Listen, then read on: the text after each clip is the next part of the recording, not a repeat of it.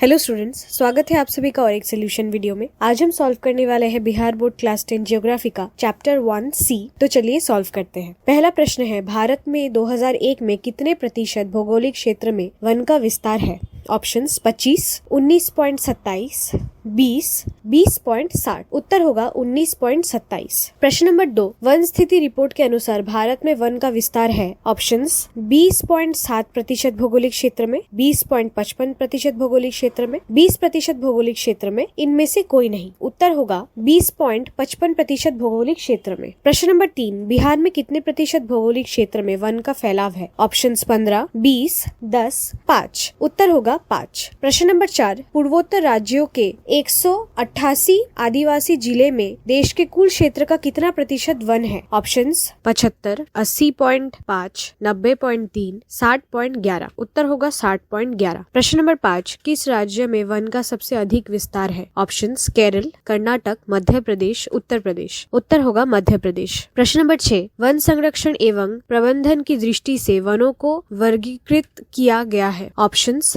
4 वर्गों में, 5 वर्गों में, 6 वर्गों में, इनमें से कोई नहीं। उत्तर होगा 5 वर्गों में। प्रश्न नंबर 7, 1951 से 1980 तक लगभग कितना वर्ग किलोमीटर वन क्षेत्र कृषि भूमि में परिवर्तित हुआ? ऑप्शंस 30,000, 26,200, 25,200, 35,500। उत्तर होगा 26,200। प्रश्न नंबर 8, संविधान की धारा 21 का संबंध है। ऑप्शंस वन्य जीवों तथा प्राकृतिक संसाधनों के संरक्षण, मृदा संरक्षण, जल संसाधन संरक्षण, खनिज संपदा संरक्षण। उत्तर होगा वन्य जीवों तथा प्राकृतिक संसाधनों के संरक्षण। प्रश्न नंबर 9, AKO की वानी की रिपोर्ट के अनुसार 1948 में विश्व में कितने हेक्टेयर भूमि पर वन का विस्तार था? ऑप्शंस 6 अरब हेक्टेयर, 4 अरब हेक्टेयर, 8 अरब हेक्टेयर, 5 अरब हेक्टेयर। उत्तर होगा 4 अरब हेक्टेयर। प्रश्न नंबर 10, प्राकृतिक संसाधनों के संरक्षण 1968 में कौन सा कन्वेंशन हुआ था? ऑप्शंस अफ्रीकी कन्वेंशन, वेटलैंड्स कन्वेंशन, विश्व आपदा कन्वेंशन, इनमें से कोई नहीं। उत्तर होगा अफ्रीकी कन्वेंशन। प्रश्न नंबर 11, इनमें कौन सा जीव है जो केवल भारत में ही पाया जाता है? ऑप्शंस घड़ियाल, डॉल्फिन, वेल, कछुआ। उत्तर होगा डॉल्फिन। प्रश्न नंबर 12, भारत का राष्ट्रीय पक्षी है? ऑप्शंस कबूतर, हंस, मयूर, तोता। उत्तर होगा मयूर। प्रश्न नंबर 13, मैंग्रोव्स का सबसे अधिक विस्तार है? ऑप्शंस अंडमान निकोबार द्वीप समूह के तटीय भाग में, सुंदरबन में, पश्चिमी तटीय प्रदेश में, पूर्वोत्तर राज्य में। उत्तर होगा सुंदरबन में। प्रश्न नंबर 14, टैक्सोल का उपयोग होता है? ऑप्शंस मलेरिया में, एड्स में, कैंसर में, टीबी में। उत्तर होगा कैंसर में। प्रश्न नंबर 15, चरक का संबंध किस देश से था? ऑप्शंस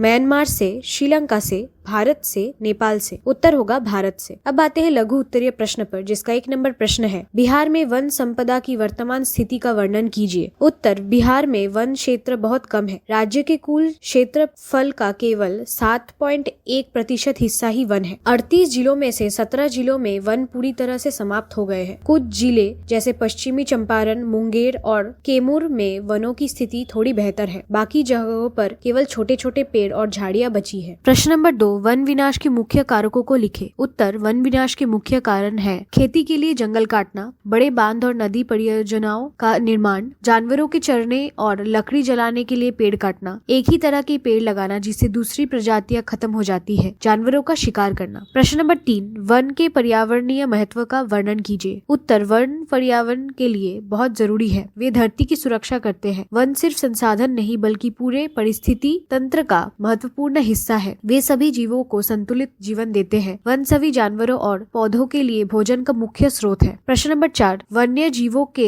ह्रास के 4 प्रमुख कारकों का उल्लेख कीजिए। उत्तर, वन्य जीवों के कम होने के 4 मुख्य कारण हैं। जंगलों का काटना, जिससे जानवरों का घर नष्ट होता है। प्रदूषण, जो जानवरों के स्वास्थ्य को नुकसान पहुंचाता है। जानवरों का शिकार और उनके अंगों का व्यापार। एक प्रजाति खत्म होने से उस पर निर्भर दूसरी प्रजातियों का भी खत्म होना। प्रश्न नंबर 5, वन और वन्य जीवों के संरक्षण में सहयोगी रीति रिवाजों का उल्लेख कीजिए। उत्तर, कुछ रीति रिवाज वनों और जानवरों की रक्षा में मदद करते हैं। गांव वाले कई पेड़ पौधे को पूजते हैं और उन्हें अपने खेतों में उगाते हैं। आदिवासी लोग जंगल के पेड़ों और जानवरों से प्यार करते हैं। वे गर्भवती जानवरों का शिकार नहीं करते। वे जंगल के कुछ हिस्सों को पवित्र मानकर वहां नहीं जाते, जिससे वे सुरक्षित रहते हैं। प्रश्न नंबर 6, चिपको आंदोलन क्या है? उत्तर, चिपको आंदोलन 1972 में उत्तराखंड में शुरू हुआ। इसमें लोग पेड़ों को बचाने के लिए उनसे चिपक जाते थे। जब कोई पेड़ काटने आता तो गाँव वाले वाले पेड़ से लिपट जाते और उन्हें बचाते। यह आंदोलन सुंदरलाल बहुगुणा के नेतृत्व में चला। इसने दुनिया भर में पर्यावरण बचाने का संदेश दिया। प्रश्न नंबर 7, कैंसर रोग के उपचार में वन का क्या योगदान है? उत्तर, वनों में पाए जाने वाले कुछ पेड़ कैंसर के इलाज में मदद करते हैं। हिमालय में पाया जाने वाला यव टेक्सस नाम का पेड़ इसका एक उदाहरण है। इस पेड़ से टेक्सोल नाम का रसायन निकाला जाता है। यह रसायन कैंसर की दवा बनाने में काम आता है। यह दवा दुनिया भर में कैंसर के इलाज के लिए बहुत इस्तेमाल की जाती है। प्रश्न नंबर 8, 10 लुप्त होने वाली पशु पक्षियों का नाम लिखिए। उत्तर, लुप्त होने वाले कुछ जानवर और पक्षी है एशियाई चीता, गुलाबी सिर वाला बतख, गिद्ध भारत में, कस्तूरी मुर्ग, चीतल, बाघ, हाथी, गेंडा, सफेद शेर, हिंद तेंदुआ। प्रश्न नंबर 9, वन्य जीवों के हास में प्रदूषण जनित समस्या पर अपना विचार स्पष्ट करें। उत्तर, प्रदूषण जंगली जानवर को बहुत नुकसान पहुंचाता है। हवा, पानी और मिट्टी का प्रदूषण जानवरों के रहने की जगह खराब करता है। अम्लीय वर्षा पेड़ों और जानवरों को नुकसान पहुंचाती है। प्रदूषण से जानवरों का स्वास्थ्य बिगड़ता है और वे कम बच्चे पैदा कर पाते हैं। इससे कई जानवरों की संख्या कम हो रही है। प्रश्न नंबर 10, भारत के 2 प्रमुख जैव मंडल क्षेत्र का नाम, क्षेत्रफल एवं प्रांतों का नाम बताएं। उत्तर, भारत के 2 प्रमुख जैव मंडल क्षेत्र है नीलगिरी, यह 5520 वर्ग किलोमीटर में फैला है। यह तमिलनाडु, केरल और कर्नाटक राज्य में स्थित है। मानस, इसका क्षेत्रफल 2837 वर्ग किलोमीटर है। यह असम राज्य में स्थित है। ये दोनों क्षेत्र विविध प्रकार के पौधों और जानवरों के लिए प्रसिद्ध है। अब आते हैं दीर्घ उत्तरीय प्रश्न पर, जिसका 1 नंबर प्रश्न है, वन एवं वन्य जीवों के महत्व का विस्तार से वर्णन करें। उत्तर, वन एवं वन्य जीव हमारी धरती के लिए बहुत महत्वपूर्ण है। वे कई तरह से हमारी मदद करते हैं। प्राकृतिक संतुलन, वन और जानवर प्रकृति का संतुलन बनाए रखते हैं। वे मिट्टी को बहने से रोकते हैं और बाढ़ और सूखे को कम करते हैं। आर्थिक महत्व, वनों से हमें कई उपयोगी चीजें मिलती है, जैसे लकड़ी, दवाइयाँ और कीमती सामान। वैज्ञानिक उपयोगिता, जंगली जानवरों पर किए गए अध्ययन से हमें शरीर और दवाइयों के बारे में बहुत कुछ सीखने को मिलता है। सांस्कृतिक और धार्मिक महत्व, कई पेड़ और जानवर हमारी संस्कृति और धर्म में महत्वपूर्ण है,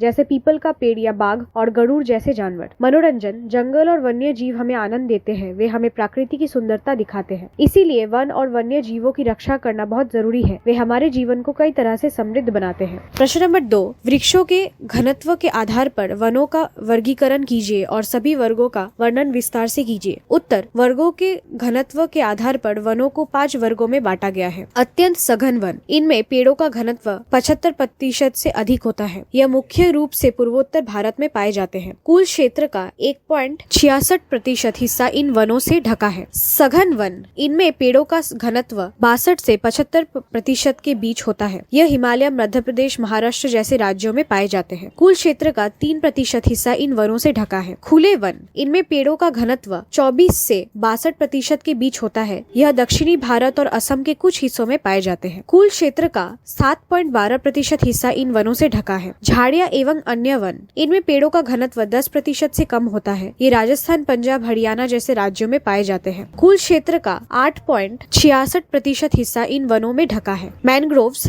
तटीय वन, यह समुद्र के किनारे पाए जाने वाले विशेष प्रकार के वन है। भारत में इनका क्षेत्र 4500 किलोमीटर है, जो विश्व के मैनग्रोव वनों का 5% है। यह 12 तटीय राज्यों में पाए जाते हैं, जिनमें सबसे बड़ा सुंदरवन है। प्रश्न नंबर 3, जैव विविधता क्या है? यह मानव के लिए क्यों महत्वपूर्ण है? विस्तार में लिखिए। उत्तर, जैव विविधता का मतलब है किसी जगह पर पाए जाने वाले सभी तरह के जीवों की विविधता। इसमें पेड़, पौधे, जानवर, कीड़े मकोड़े और सूक्ष्म जीव शामिल है। जैव विविधता मनुष्य के लिए बहुत महत्वपूर्ण है। खाद्य सुरक्षा, विभिन्न प्रकार के पौधे और जानवर हमें खाना देते हैं। दवाइयाँ, कई जड़ी बूटियाँ और जानवर दवाइयों के स्रोत है। पर्यावरण संतुलन, जैव विविधता प्रकृति का संतुलन बनाए रखती है। आर्थिक लाभ, जंगल और जानवर पर्यटन को बढ़ावा देते हैं। सांस्कृतिक महत्व, कई पौधे और जानवर हमारी संस्कृति का हिस्सा है। भविष्य के लिए संसाधन, जैव विविधता आने वाले पीढ़ियों के लिए संसाधनों का भंडार है। प्रश्न नंबर 4, विस्तार पूर्वक बताएं कि मानव क्रियाएं किस प्रकार प्राकृतिक, वनस्पति और प्राणी जगत के हास के कारक है। उत्तर, मनुष्य की कई गतिविधियां प्रकृति को नुकसान पहुंचा रही है। जंगलों की कटाई, खेती और शहरों के लिए जंगल काटे जा रहे हैं, जिससे जानवरों का घर नष्ट हो रहा है। प्रदूषण, कारखाने और गाड़ियों से निकलने वाला प्रदूषण हवा, पानी और मिट्टी को खराब कर रहा है। अत्यधिक शिकार, कुछ जानवरों का बहुत ज्यादा शिकार किया जा रहा है, जिससे वे खत्म हो रहे हैं। है। जलवायु परिवर्तन, मनुष्य की गतिविधियों से धरती गर्म हो रही है जो कई पौधे और जानवरों के लिए खतरनाक है। रासायनिक खेती, कीटनाशकों का अत्यधिक उपयोग मिट्टी और जल को प्रदूषित कर रहा है। शहरीकरण, शहरों के बढ़ने से प्राकृतिक आवास नष्ट हो रहे हैं। प्रश्न नंबर 5, भारतीय जैव मंडल क्षेत्र की चर्चा विस्तार से कीजिए। उत्तर, भारत जैव विविधता में बहुत समृद्ध है। यहाँ दुनिया के 8% जीव पाए जाते हैं। भारत में जैव विविधता को बचाने के लिए जैव मंडल आरक्षित क्षेत्र बनाए गए हैं। ये क्षेत्र यूनेस्को की मदद से बनाए गए हैं। भारत में कुल 18 जैव मंडल आरक्षित क्षेत्र हैं। इनमें से कुछ प्रमुख है नीलगिरी तमिलनाडु, सुंदरबन पश्चिम बंगाल, मानस असम, नंदा देवी उत्तराखंड। ये क्षेत्र विशेष पौधे और जानवरों के घर हैं। इन क्षेत्र में वैज्ञानिक अध्ययन किया जाता है। यहाँ स्थानीय लोगों को भी रहने और काम करने की अनुमति है ताकि वे प्रकृति के साथ तालमेल रखकर रह सके।